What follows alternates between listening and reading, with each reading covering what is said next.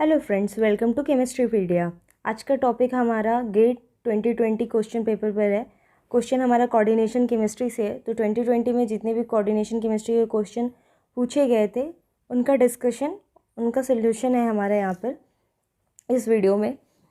तो जो भी क्वेश्चन हमारा रिपीट कॉन्सेप्ट पे होगा, जो मैं पहले वीडियो बना चुकी हूँ उस टाइप के क्वेश्चन पर, उसके लिंक मैं डाल दूँगी। अगर मैं कुछ उसमें एक्स्ट्रा बताऊँगी या फिर उतना डिटेल में मैं बार बार नहीं बताऊंगी उन चीज़ों को, तो आप वहाँ से भी वीडियो पे जा कर के देख सकते हैं। तो फिर स्टार्ट करते हैं, देखते हैं क्वेश्चन क्या है हमारा। तो क्वेश्चन पूछ रहा है हमारा माइक्रोस्टेट से क्वेश्चन पूछ रहा है। इस टाइप का क्वेश्चन नेट में, गेट में, बल्कि जैम में, तीनों में बहुत बार पूछ चुका है।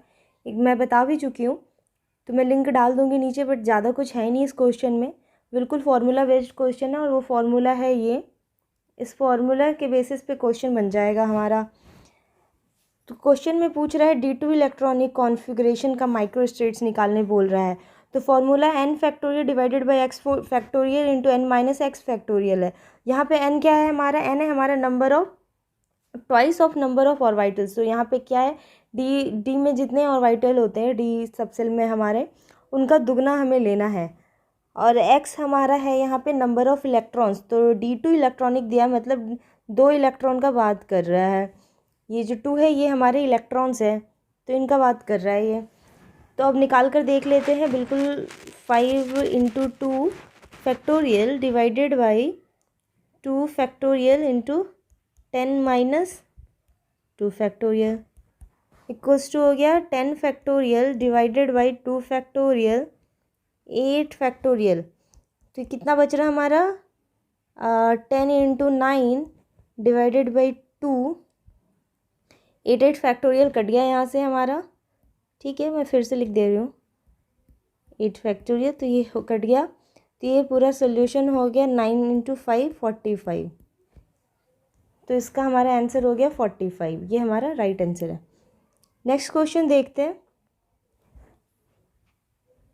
ओके, नेक्स्ट क्वेश्चन है हमारा इलेक्ट्रॉनिक। ये हमारा क्वेश्चन इलेक्ट्रॉनिक स्पेक्ट्रा से क्वेश्चन है। तो क्वेश्चन में पूछ रहा है, क्वेश्चन को थोड़ा ध्यान से पढ़ना है हमें कि क्वेश्चन में कहना क्या चाहता है। क्वेश्चन कह रहा है कि in the electronic absorption spectrum of an aqueous solution of निकल NH3(6)2+ a very weak band is observed between the bands due to the transitions।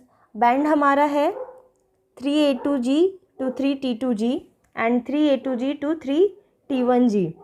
तो ये पूछना चाह रहा है कि जो वेरी वीक बैंड हमें मिल रहा है उसके लिए कौन सा ट्रांजिशन रिस्पॉन्सिबल है। और नीचे 4 ऑप्शन दिया हुआ है हमारा। अब बात क्या है ध्यान देने वाला कि जो ट्रांजिशन पूछ रहा है, जिसकी बात कर रहा है, वो बोल रहा है कि बिटवीन द बैंड्स, जो वेरी वीक बैंड ऑब्जर्व हो रहा है बिटवीन द बैंड्स, इन दोनों बैंड के बीच में वो बैंड आ रहा है। ओके, क्लियर है। अब पहले देखते हैं निकल में हमारा कौन सा स्पेक्ट्रोस्कोपिक टर्म सिंबल हमारा क्या बन रहा है। तो निकल का यहाँ पे निकल हमारा 2+ में है, क्योंकि एमोनिया हमारा न्यूट्रल है। तो 2+ हो गया, यानी कि 4s0 3d8, यानी कि d8 है ये। ओके, d8 के लिए हमारा क्या होगा? Ground state term symbol 3f। तो इसका शॉर्टकट मैं ऑलरेडी किसी वीडियो में बता चुकी हूँ, मैं वीडियो का लिंक डाल दूँगी। तो ये हमारा हो जाएगा 3f। ये हो गया ग्राउंड स्टेट। अब इस ग्राउंड स्टेट के अलावा हमारे इसमें क्या क्या होता है? 3p 1d 1g 1s। ये चारों हमारे एक्साइटेड स्टेट वाले हो गए, और ये हमारा 3f वाला ग्राउंड स्टेट होता है। अब जो यहाँ पर ये 3A2G, अब हम लोग पहले इसका ऑर्गल डायग्राम में देखते हैं कि हमारा कौन कौन सा ट्रांजिशन। अब जब भी 3f वाले होते हैं, इसमें 3 बैंड पॉसिबल होते हैं जो हमारे अलाउड हैं। ऑर्गल डायग्राम में जो अलाउड ट्रांजिशन है वो 3 होते हैं। तो यहाँ पर जो क्वेश्चन पूछ रहा है वो हमारे अलाउड वाले में से तो वीक बनेगा नहीं, ये हमारा फॉरबिडन वाले में से है। तो ये क्वेश्चन हमारा थोड़ा तनावे सुगानों पर हमें ध्यान देना होगा, उसके डायग्राम पर, उससे क्वेश्चन का सल्यूशन मिलेगा हमें।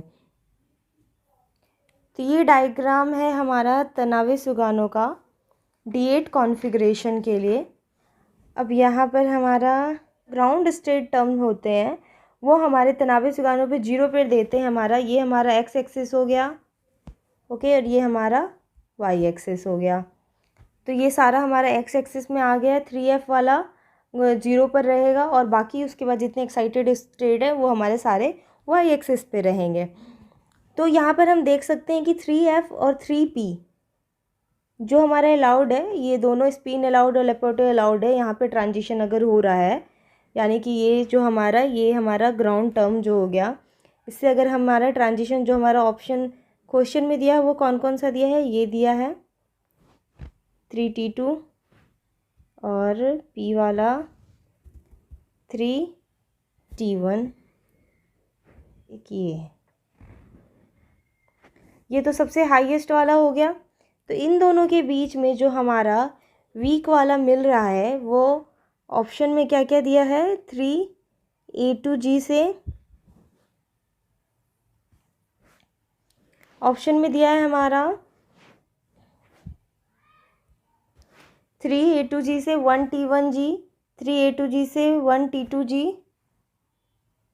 1t1g, t2g, eg and a2g। तो क्या क्या दिया है, 1t1g, 1t2g, 1a2g and 1eg, ये 4 दिया है हमारा ग्राउंड स्टेट से। तो इन चारों में से पूछ रहा है कौन सा रिस्पॉन्सिबल है वीक बैंड के लिए। तो ये जो हमारा 2 अलाउड वाले इनके बीच में हमारा 1d टर्म पड़ता है, तो बिटवीन द बैंड्स पूछ रहा है क्योंकि, तो यहाँ पे क्योंकि और भी सारे हमारे हैं जो ऑप्शन में भी दिए हैं और यहाँ पे फॉरबिडन ट्रांजिशन पॉसिबल भी है, उनका वीक बैंड पॉसिबल भी है, बट जो आंसर होगा वो हमारा ये वाला आंसर होगा 3a2g से इतना। क्यों, क्योंकि 3p एंड 3f के बीच में जो हमारा टर्म है एक्साइटेड स्टेट वाला टर्म वो 1d है, 1d स्प्लिट करता है हमारा किस में, eg एंड t2g में, ठीक है। तो eg एंड t2g में ये स्प्लिट करता है, तो यहाँ पे तो ईजी हो गया और इसका जो हमारा t2g है वो है यहाँ पर, तो इजी वाला आंसर हो जाएगा क्योंकि t2g तो हमारा रिपल्शन की वजह से काफ़ी हाईएस्ट एनर्जी में जा चुका है। तो इन दोनों के बीच में जो पड़ रहा है हमारा वो हमारा a1 1eg वाला ऑप्शन पड़ रहा है। तो इसीलिए हमारा, और ये हमारा फॉरबिडन ट्रांजिशन होता है, ये सारे ही फॉरबिडन है, ये भी हमारा फॉरबिडन होता है, ये स्पिन फॉरबिडन है, तो ये हमारा वीक बैंड बनाएगा। तो आंसर हो गया हमारा ये वाला क्वेश्चन 3a2g से 1eg। ये आंसर, क्योंकि कन्फ्यूजन ये था ऑप्शन में कि सारे कभी कभी एलिमिनेट हो जाते हैं हमारे, अगर हमारा अलाउड ट्रांजिशन दिया होता है तो वो ऑप्शन नहीं होगा, बट सारा ही हमारा फॉरबिडन था। बट अगर हमें ये पता था कि 3f और 3p के बीच में जो हमारा एनर्जी लेवल के हिसाब से जो टर्म पड़ रहा है एक्साइटेड स्टेट वाला वो 1d पड़ रहा है, तो हमारा उसका वाला ही स्प्लिट होकर के जो टर्म है वो आंसर होगा। तो इनमें 2 आता है, या तो t2g वाला आंसर हो सकता था या तो 1eg वाला आंसर हो सकता था।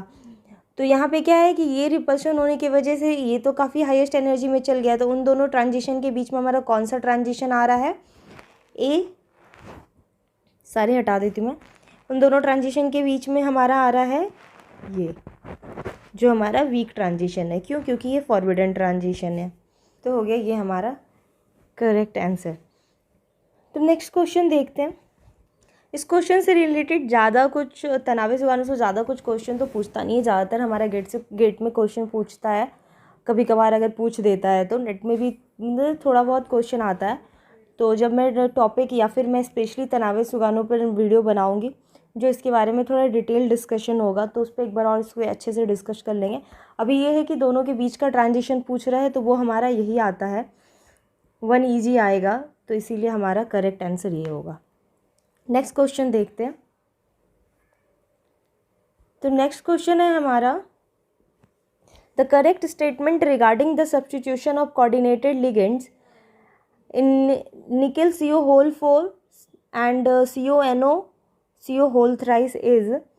तो ये हमारा एक्चुअली क्वेश्चन में, ये क्वेश्चन हमारा रिएक्शन मैकेनिज्म से क्वेश्चन है, और क्वेश्चन में हमारा पूछ रहा है एसोसिएटिव और डिसोसिएटिव पाथवे के बारे में, कि दोनों में से कौन एसोसिएटिव पाथवे में जाएगा और कौन डिसोसिएटिव में, या फिर दोनों ही सेम में जाएंगे, ऐसा ऑप्शन में दिया है।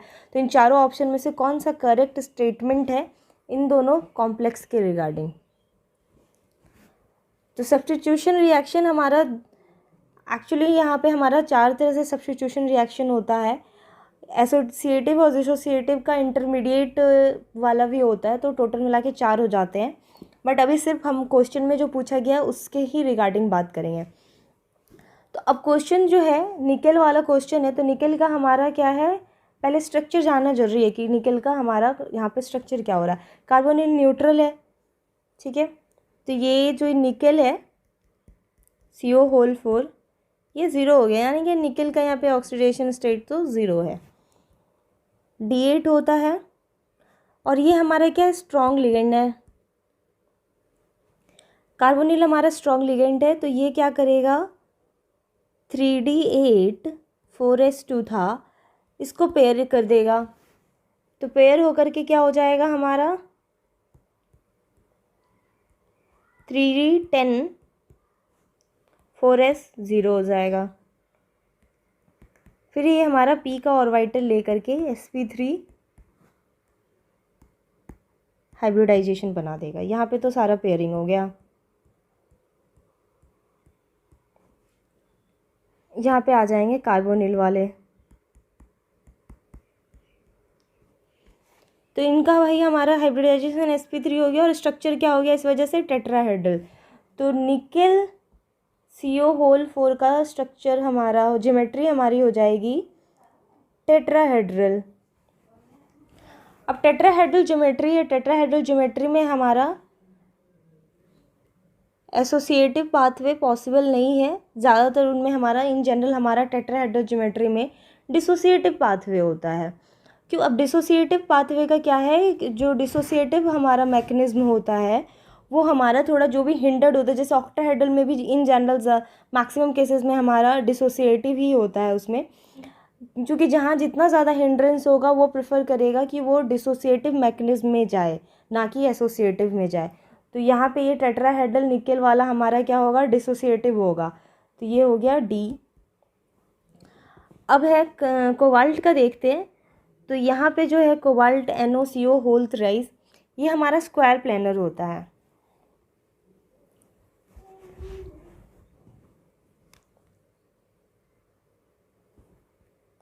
कोबाल्ट 27,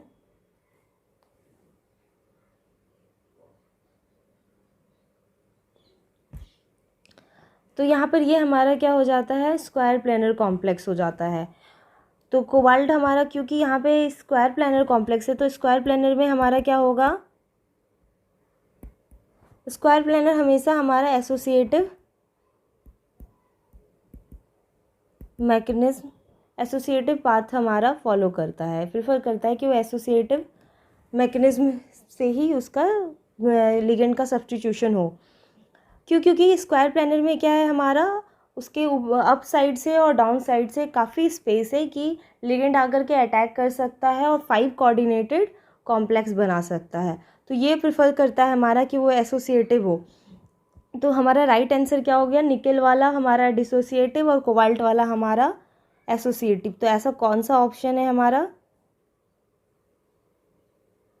निकेल वाला डिसोसिएटिव, निकेल, यहाँ पे निकेल वाला हमारा एसोसिएटिव बता रहा है तो ये गलत हो गया। यहाँ पे निकेल हमारा डिसोसिएटिव बता रहा है तो ये ऑप्शन हो सकता है।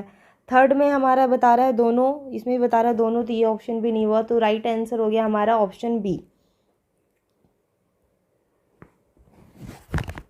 ओके, तो करेक्ट आंसर है सेकंड वाला हमारा, जिसमें कि निकेल हमारा डिसोसिएटिव हो रहा है और कोबाल्ट वाला हमारा एसोसिएटिव हो रहा है। तो जब स्क्वायर प्लेनर रहेगा तो एसोसिएटिव होगा, टेट्राहेड्रल के लिए हमारा डिसोसिएटिव हो गया। तो आंसर बस इतना में से ही आ जाएगा, ठीक है। तो सारे जो भी 3 क्वेश्चन हमारा कोऑर्डिनेशन से पूछा गया था 2020 में, तो उनका डिस्कशन हो गया यहाँ पर।